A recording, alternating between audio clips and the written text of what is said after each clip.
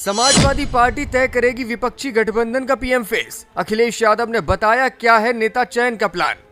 गठबंधन में अभी भी बाकी है गुंजाइश, कांग्रेस का बी प्लान आया सामने। मायावती की एंट्री अभी भी संभव। यूपी की जंग जीतने को मायावती है अहम फैक्टर। अगर ऐसा हुआ तो भाजपा को सताएगा हार का डर। लोकसभा चुनाव को लेकर गठबंधन की तैयारियां लगभग पूरी हो चुकी हैं। समाजवादी पार्टी उत्तर प्रदेश में अपनी प्रत्याशी चयन को अंतिम रूप दे रही है। इसी बीच एक बड़ी खबर सामने आ गई है। वो खबर प्रधानमंत्री पद को लेकर तो है ही, साथ ही मायावती को गठबंधन में शामिल करने को लेकर भी है।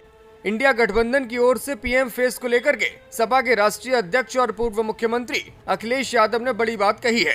उन्होंने कहा है कि चुनाव तो बीत जाने दीजिए, जनता खुद तय कर लेगी कि इंडिया की जीत के बाद प्रधानमंत्री कौन होगा। इधर अखिलेश यादव ने पीएम फेस को लेकर अपनी बात रखी, उधर कांग्रेस का बी प्लान भी सामने आ गया। कांग्रेस और बसपा की ओर से अभी तक प्रत्याशियों के नाम नहीं घोषित किए गए हैं। सूत्रों की माने तो दोनों पार्टियों में अंतर खाने खिचड़ी पक रही है और नतीजे के लिए आचार संहिता लगने का इंतजार किया जा रहा है। पिछले सप्ताह ही कांग्रेस और बसपा के शीर्ष नेतृत्व के बीच एक राउंड की बातचीत हो चुकी है। ऐसे में अगर मायावती हामी भरती हैं, तो फिर एक नया गठबंधन उत्तर प्रदेश में नजर आएगा।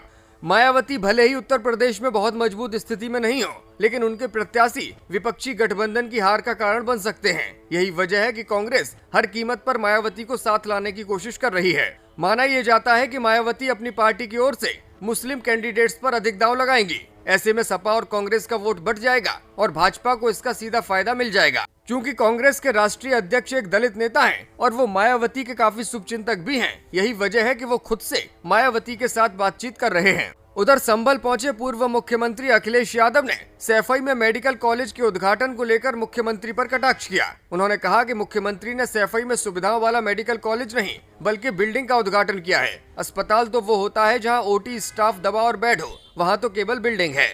अखिलेश ने कहा कि अभी तो संविधान मंथन चल रहा है। एक तरफ संविधान की धज्जियां उड़ाने वाले हैं तो दूसरी ओर संविधान को बचाने वाले। बाबा साहब डॉक्टर भीमराव अंबेडकर ने संविधान में सबको बराबरी से जीने का हक दिया था, लेकिन आज दृश्य बदल चुका है। एक तरफ समाज को लड़ाने वाले हैं तो दूसरी ओर प्रेम, गंगा जमुनी तहजीब को जिंदा रखने वाले हैं। जनता अब फैसला करेगी। ये नफरत की राजनीति को जनता अब ज्यादा बर्दाश्त नहीं कर सकती।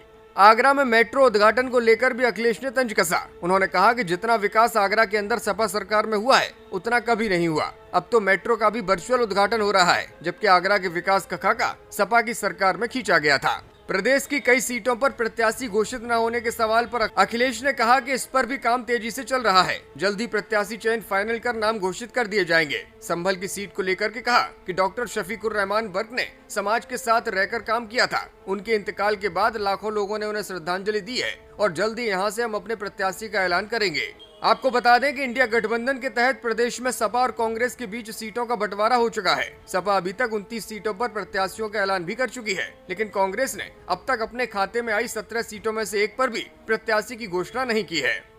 सूत्रों का कहना है कि कांग्रेस हाईकमान फिलहाल यूपी में प्रत्याशियों की घोषणा के लिए इंतजार कर रही है। 11-12 मार्च को इस पर विचार करने के लिए कहा गया है। सूत्रों का ये भी कहना है कि बसपा नेतृत्व ने भी अपने कोऑर्डिनेटर से टिकट के लिए आवेदन न लेने की बात कही है। सपा ने 20 फरवरी को अपनी तीसरी सूची जारी की थी, हालांकि इसके बाद उसकी और कोई सूची नहीं आई है। भाजपा भी यूपी में 51 प्रत्याशी उतार चुकी है। माना जा रहा है कि बसपा और कांग्रेस के बीच जो बातचीत चल रही है उसका नतीजा आचार संहिता लागू होने के बाद सामने आ सकता है। हालांकि बहुजन समाज पार्टी ने लोकसभा चुनाव से पहले तेलंगाना में भारतीय राष्ट्र समिति यानी कि बीआरएस के साथ गठबंधन का ऐलान कर दिया है।